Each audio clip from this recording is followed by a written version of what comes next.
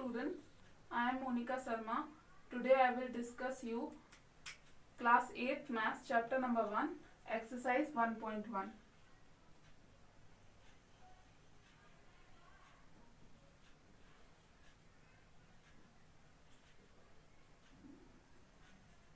The question number 1 I have been already discussed in previous class. So here the question number 2. The question number 2 is define rational numbers. So the rational number is a number of the form p upon q where p and q are integers and q is not equal to 0 is called a rational number.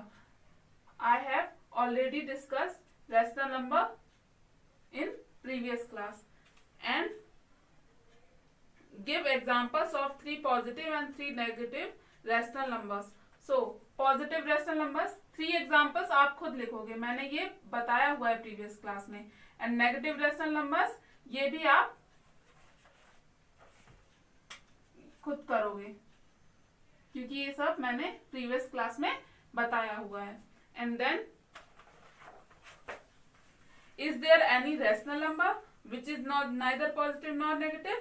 So yes, वो कौन सा rational number है जो neither positive और not negative है? 0. इसे आप अच्छे से लर्न कर लो कि 0 नाइदर पॉजिटिव है और नॉट नेगेटिव है, लेकिन 0 एक रेशनल नंबर है. Okay, here question number 2 is completed. And then question number 3, which of the following are rational numbers? So ये आपको लिखना नहीं है,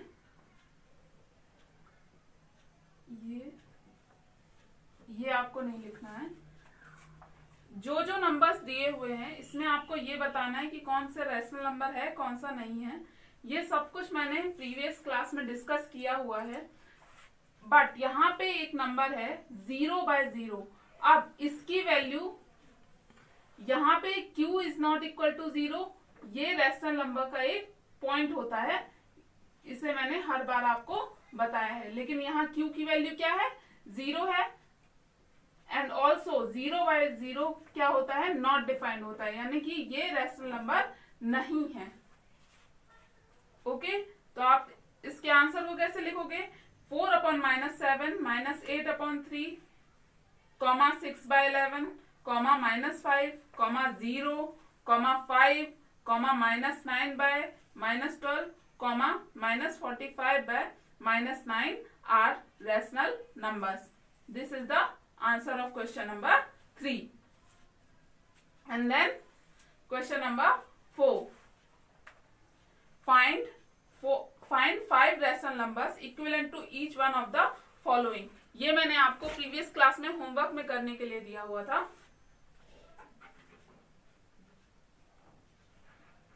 The first is 5/13. 5 into 2 upon 13 into 2 is equal to 10/26. This is the first equivalent rational number of 5/13. And then 5 into 3 upon 13 into 3. 5 3s are 15, 13 3s are 39. And then 5 into 4 upon 13 into 4. 5 4s are 20 upon 13 4s are 52. And then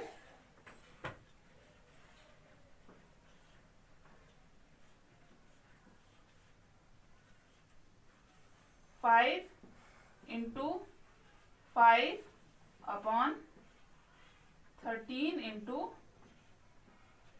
5 is equal to 25 upon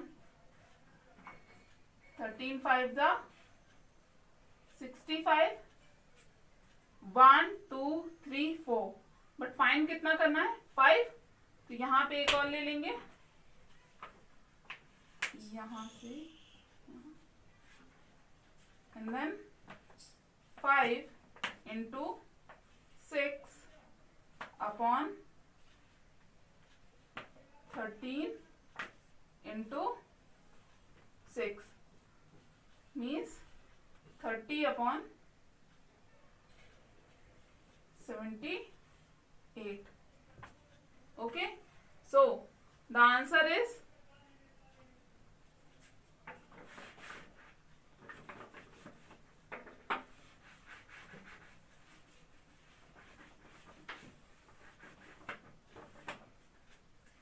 so the answer is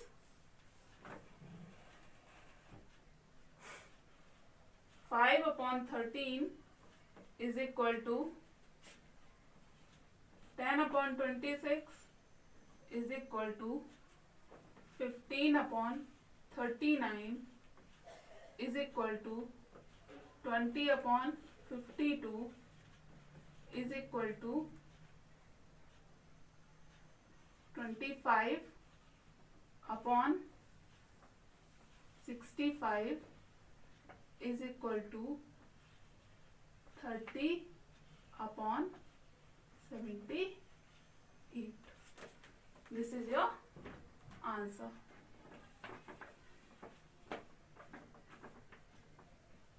Okay, same question I was give into your homework in previous class. So the question number 5 is write 1 by 2 with denominator as 10, 16, 26, 1 by 2 and 5000. Remember, there is not only one question, there are 5 questions. Means first is 10, we will make denominator 10 and then 16, then 26, then 102, then 5000. So here I will take the first one 10. Okay, so by what number should we multiply 2 to get 10? Why? Just because denominator कितना बनाना है 10 बनाना है और number कितना है 1 by 2 है. Number क्या है यहाँ पे, रेशनल नंबर क्या है 1 by 2. ओके, और डिनोमिनेटर में कितना बनाना है 10 बनाना है. तो 2 से कितना मल्टीप्लाई करें कि डिनोमिनेटर में 10 हो जाए. तो क्या करेंगे, clearly the number is 10 is divided by 2. Here the answer is 5. So किससे मल्टीप्लाई करेंगे 5 से. So 1 by 2 is equal to 1 into 5 upon 2 into 5. यहां पे जब आप देखोगे आपको डिनोमिनेटर में कितना बनाना है 10. 2 से 2 में किससे मल्टीप्लाई करें कि यहाँ 10 हो जाए, मीन्स 5 से. तो यहाँ क्या आ जाएगा 10 एंड देन नीचे आपने 5 से मल्टीप्लाई किया है तो ऊपर भी करना होगा. 5 1 जा 5. Hence we can write 1 by 2 is equal to 5 by 10. This is your answer. Okay. Denominator 16, denominator 26 and denominator 102 ये आप करोगे and then same as it is यही प्रोसेस है सेम टू सेम. आपको क्या करना होगा, जैसे डिनोमिनेटर 10 दिया हुआ है यहाँ पे 10 और जो डिनोमिनेटर रेशनल नंबर में दिया हुआ है उसका डिवाइड आप करोगे तो आपको वो वाला नंबर मिल जाएगा जिससे आप मल्टीप्लाई करो. ओके, देन मल्टीप्लीकेशन में आप लिख दोगे एंड देन यहाँ पे क्या आ जाएगा जो डिनोमिनेटर में पूछा गया है. यहाँ 10 पूछा था तो 10 आएगा एंड देन यहाँ पे जैसे 16 है तो यहाँ जब फाइनल आंसर आप फाइंड आउट करोगे तो यहाँ क्या आएगा 16.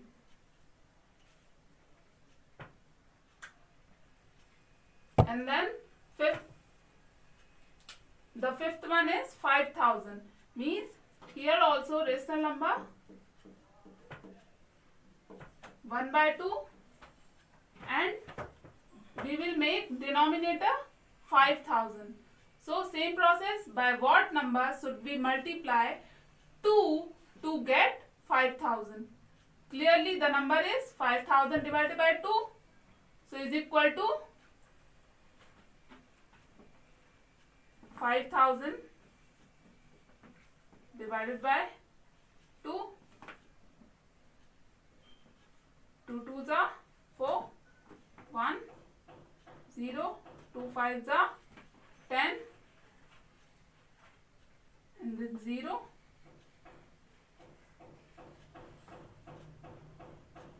and then 0. So the answer is 2500.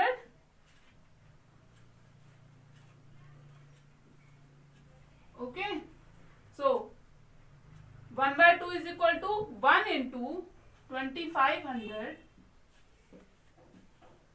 Upon 2 into 2500.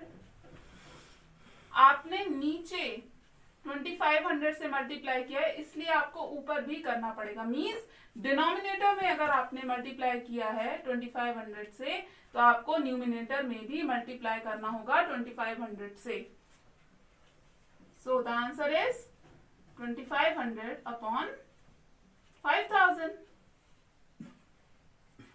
Hence, we can write 1 by 2 is equal to 2500 upon 5,000. This is the answer. And then, in question number 5, the next question is, can you write 1 by 2 with denominator equal to 5? So the answer is no, I cannot write 1 by 2 with denominator equal to 5. ये कैसे हुआ? अब जब आप multiple देखते हो 2 का multiple, so if we multiply 2, यहाँ आपको ये नहीं लिखना है. ओके, ये मैंने केवल समझाने के लिए मैं ये ले रही हूँ. 1 by 2 लिखा हुआ है. अगर मैंने यहाँ 2 से मल्टीप्लाई किया, सपोज कितना आ जाएगा? 2 by 4. और अगर मैंने मल्टीप्लाई कर दिया 3 से, means 1 by 2 into 3 by 3 means 3 by 6. तो यहाँ पे आप देखो, डिनोमिनेटर कितना लेना था? 5 लेना है. लेकिन यहाँ अगर मैं 2 लेती हूँ तो कितना आ रहा है? 4. और 3 ले रही हूँ तो कितना आ रहा है? 6. मीन्स जो 5 है वो 2 and 3 के मिडिल में है. मीन्स जब मैं 2 ले रही हूँ तो क्या आ रहा है? 4 and 3 ले रही हूँ तो कितना आ रहा है? 6. तो 5 जो है वो 4 and 6 की मिडिल वैल्यू है, तो इसलिए हम इसको कन्वर्ट नहीं कर सकते हैं 5 में. मीन्स डिनोमिनेटर को कन्वर्ट नहीं कर सकते हैं किसमें? 5 में.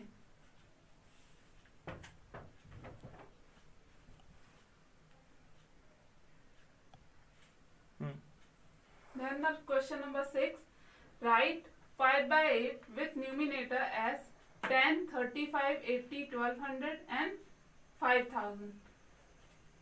यहाँ पे भी question number 6 is divided into 5 parts. Means 1, 2, 3, 4, 5. So the first part is 10. Means जो न्यूमिनेटर की वैल्यू है यहाँ पे, यहाँ सबसे पहले क्या बनाना है? 10 बनाना है. उसके लिए क्या करेंगे? By what number should we multiply 5 to get 10? कहाँ चाहिए है 10 वैल्यू? यहाँ पे. तो यहाँ 5 में किसका मल्टीप्लाई करें कि ये वैल्यू कितनी हो जाए? 10 हो जाए. Clearly the number is 10 divided by 5. So the number is 2.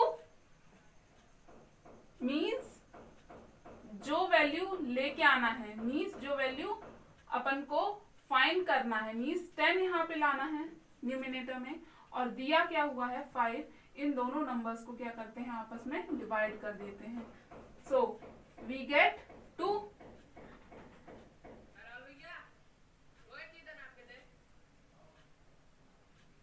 सो 2 का मल्टीप्लाई न्यूमिनेटर में किया तो यहाँ कितना हुआ? 10. 5 2s are 10. And then numerator में किया है तो डिनोमिनेटर में भी करना होगा. तो 8 2s are 16. So 10 by 16. Hence we can write 5 by 8 is equal to 10 by 16. Same as it is. Second one is 35 and third 80 and fourth 1200. ये जो तीन दिए हुए हैं ये these three of them आप घर पे करोगे. Okay? And then the next one is 5000.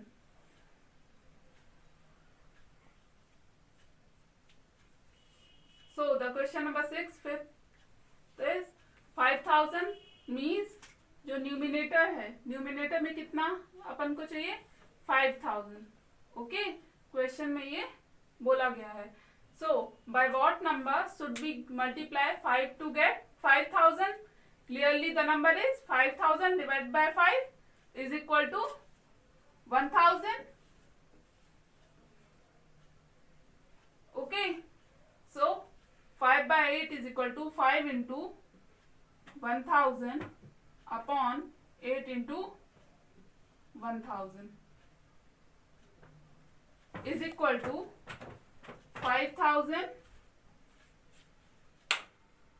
upon 8000.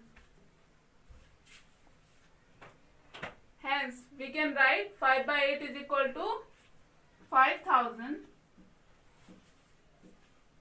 upon 8000.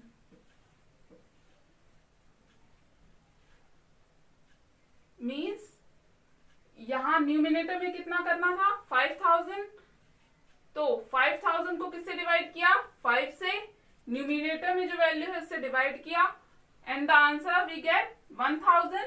फिर 1000 को 5 से डिवाइड किया, 1000 को 8 से डिवाइड किया, so we get 5000 upon 8000. This is the equivalent value of 5 by 8. Means hence we can write 5 by 8 is equal to 5000 upon 8000.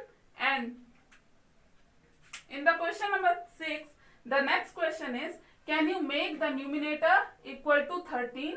So the answer is no. Okay.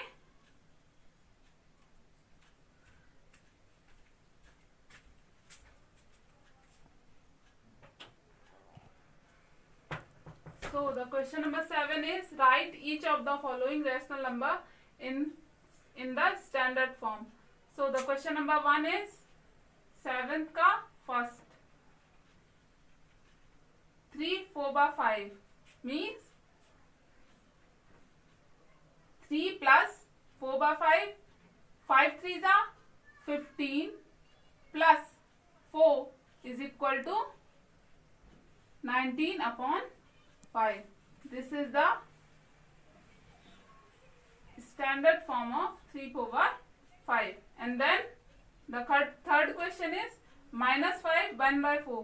अब यहाँ पे क्या लगा हुआ है माइनस, इस वजह से हमें क्या करना है, क्या यूज करना पड़ेगा bracket. So 5 4 20 and then 20 plus 1 21 and then upon में 4. माइनस है यहां भी क्या आएगा minus. This is the answer.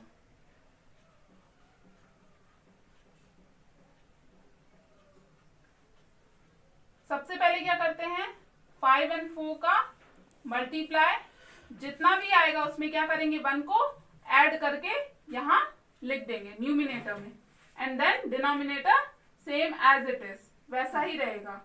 And then minus लगा हुआ है तो